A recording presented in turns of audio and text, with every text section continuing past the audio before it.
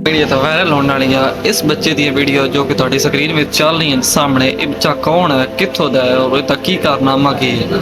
Indonesia का रहने वाला ये बच्चा 18 साल की और शिपां में काम करने वाला, समुद्रां में रहने वाला और गरीब घराने का ये बच्चा रेहान, जो कि इंडोनेशिया का एक रिहायशी है। रेहान को पूछा कि जिस टाइम उसकी जिंदगी के बारे रेहान पढ़ने का बहुत शौकीन है, लेकिन किस्मत और गुरबत के मारे रेहान कश्तियां और बोटा ते काम करदा लकड़ दा। इंडोनेशिया में सालों साल होने वाले फेस्टिवल एक बड़ी कश्ती होंदी है, उस दे विच सारे इंडोनेशियन त्यौहार मनाते हैं अपना। तकरीबन कम से कम 60-70 बंदा उस शिप में बह सकता।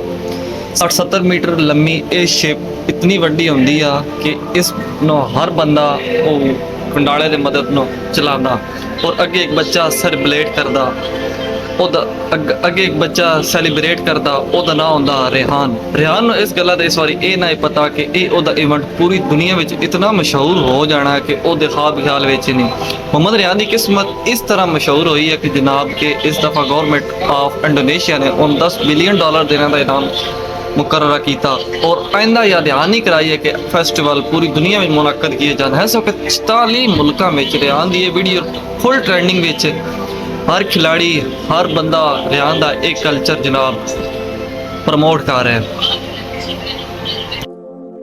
इसका एक मत देख के पूरी दुनिया के फुटबॉलर, क्रिकेटर और तमाम एक्टर हैरान हो कि इतनी छोटी उम्र में भी बच्चा इस काबिल हो गया। अपने बारे कमेंट सेक्शन में बताना।